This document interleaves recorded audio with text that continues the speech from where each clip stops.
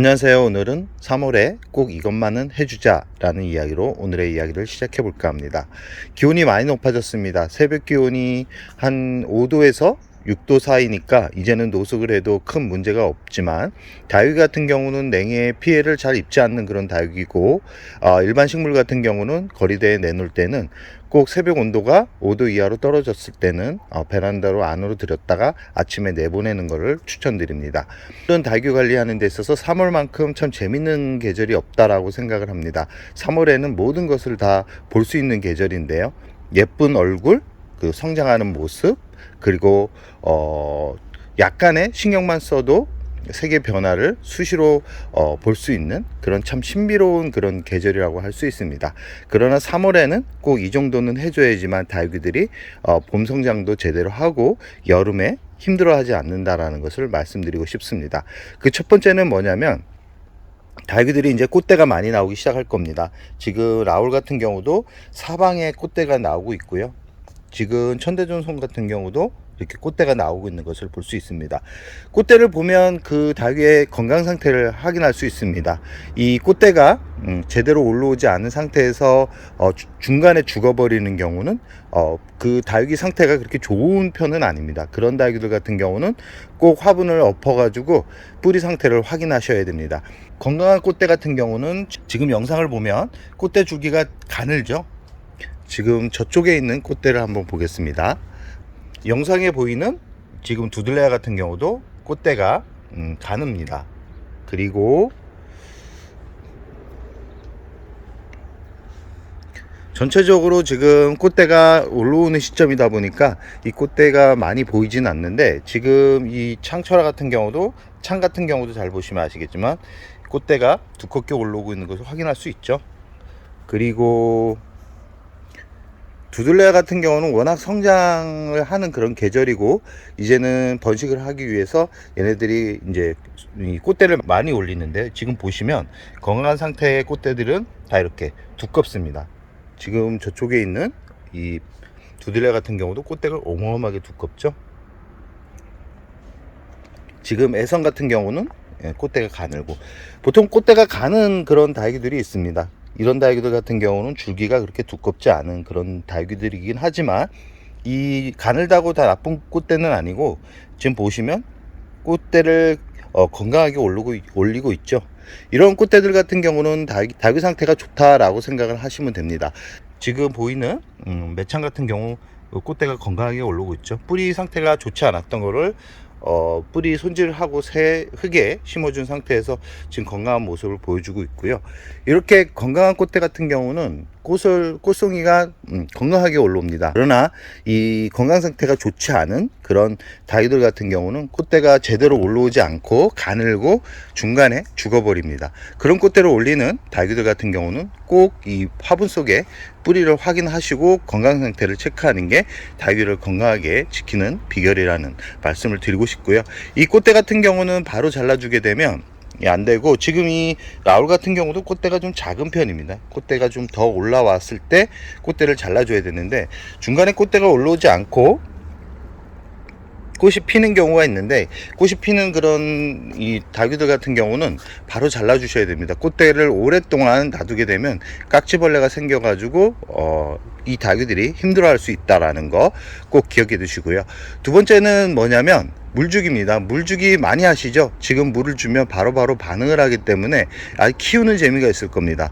그러나 물을 주는데도 이상하게 물을 끌어올리지 못하고 잎은 계속해서 쭈글쭈글거리고 공중뿌리는 나고, 그런 다육이들이 있는데, 그런 다육이들 같은 경우 물이 부족한가 라고 생각을 해서 다육이를 처음 키우시는 분들 같은 경우는 물을 다시 주게 됩니다. 그러나 물을 주게 되면 안 됩니다. 그런 다육이들 같은 경우는 대부분 뿌리 쪽에 새 뿌리가 나오지 않고 뿌리가 죽어 있는 상태일 겁니다. 지금 시점에서 수면계에 있는 뿌리가 삶에서 깨는 시점은 아니기 때문에, 물을 주고 나서 물에 반응을 하지 않는 그런 다육이가 있다 그러면, 그런 다육이들 같은 경우도 화분을 엎어서 그 뿌리를 다 제거를 하고 새 뿌리를 받아 가지고 키우는 게 오히려 더 건강하게 키울 수 있다라는 말씀을 드리고 싶은데요. 절대 이 물을 주고 나서 2, 3일 후에 반응을 하지 않는데 2, 3일 후에 물에 반응을 하지 않는데 2차 관수는 절대 피해 주시라는 말씀을 드리고 싶고요. 간혹 저면 관수로 물을 담가 주시는 분들이 있는데 뿌리가 건강하지 못한 상태에서 물에 담가 주게 되면 다육이가 물음병으로 떠나보낼 수 있습니다. 건강한 뿌리를 가지고 있는 다육이들을 저면 관수를 해야지만 이 다육이들이 충분한 수분을 흡수할 수 있지, 건강하지 못한 다육이들한테 저면 관수는 오히려 독이 될 수 있다라는 거 꼭 기억해 두시기 바랍니다. 이 첫 번째하고 두 번째 같은 경우는 3월에 아주 중요한 부분입니다. 이 아주 중요한 부분이기 때문에 이 부분은 꼭 체크를 하시고요.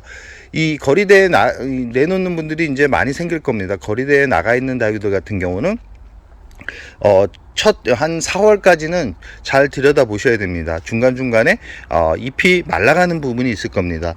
그런 다육이들 같은 경우는 서서히 뿌리가 잠에서 깨면서 이 중간중간 뿌리가 썩고 있다라는 표시일 수도 있기 때문에, 지금 패러독스 같은 경우, 원종 패러독스 같은 경우 잘 보시면 잎의 중간 부분이 마르고 있죠. 근데 다행히도 이거는 이 분질을 하고 있으면서 이 하엽이 져가는 거기 때문에 큰 문제가 되지 않는데, 지금 꽃대가 올라오면서 중간 부분에 이렇게 잎이 말라간다라는 거는 그렇게 좋은 현상은 아니기 때문에, 이 다육이 키우다 보면 이 다육이 중간 부분에서 잎이 말라간다, 그런 다육이들 같은 경우는 꼭 이 관심을 가지면서 확인할 필요가 있습니다.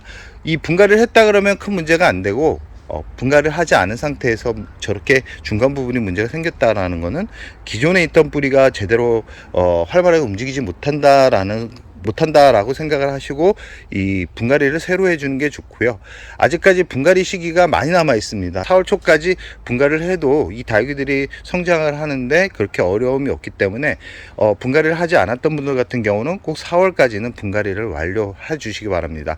이 5월이 넘어가서 분갈이를 하게 되면 뿌리가 내리는 그런 힘의 탄력을 많이 잃게 되고, 그리고 기온이 갑작스럽게 또 높아지는 그런 계절이 오면 얘네들이 제대로 활발하게 움직이지 못하기 때문에 꼭 분갈이는 4월 초까지 해주시고요. 분갈이를 하고 나서 매번 말씀드리지만 뿌리를 많이 건드렸던 다육이들 같은 경우는 일주일 정도는 기다렸다가 물을 주는 게 안정적으로 키울 수 있는 방법이고요.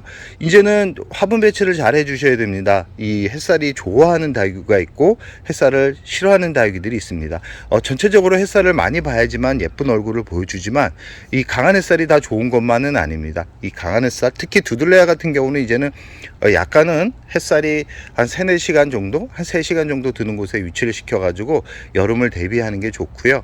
이 국민다육이들 같은 경우는 웬만하면 햇살을 많이 보여주는 게 좋은데, 이 색이 진한 그런 다육이들이 있습니다. 단풍이 진한 다육이들 같은 경우는 너무 강한 햇살보다는 약간 간접광이 들어오는 곳에 위치시키는 게 좋고, 매창 같은 경우는 강한 햇살이 좋은 게 아닙니다. 매창 같은 경우는 약간 간접광이 들어오는 곳에 위치시키는 게 오히려 건강하게 키울 수 있는 방법이고, 이 꽃대가 이제 올라오면서 꽃이 피기 시작하고 이 나비가 날아다니고 곤충들이 날아다니기 시작하면 이제 병이 생기기 시작합니다.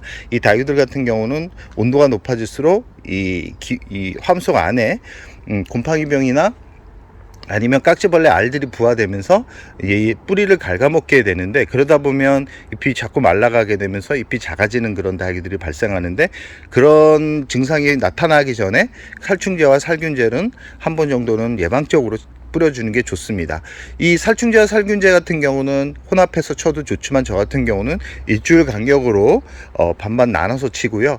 보통 닭키움이나 닭기파 전원생활 같은 그런 친환경 약재가 많기 때문에 굳이 독성이 강한 메모드 같은 그런 농약 성분이 강한 그런 약을 치기보다는 친환경 약재를 구해가지고 치는 게 다육이들한테도 좋고 사람들한테 좋습니다. 그러나 친환경 약재 같은 경우는 한 번에 듣기가 쉽지 않습니다. 그래서 3일 간격으로 총 3번을 쳐주는데, 이 친환경 약재의 단점이 뭐냐면 한 번에 이렇게 다 죽으면 문제가 안 되는데 찌끈찌끈 또 생깁니다. 그런 부분은 증상이 심한 다육이들한테 발생을 하는데, 증상이 심한 다육이들, 특히 깍지벌레의 공격 때문에 이 제대로 크지 못하는 그런 다육이들 같은 경우는 뽑아가지고 씻어가지고 다시 심어주는 게 이 다육이들을 더 건강하게 키울 수 있는 방법이라는 말씀을 드리면서, 오늘 알려드린 요 3가지는 꼭 3월에 해주라는 말씀을 드리면서 오늘의 영상을 여기서 마무리할까 합니다.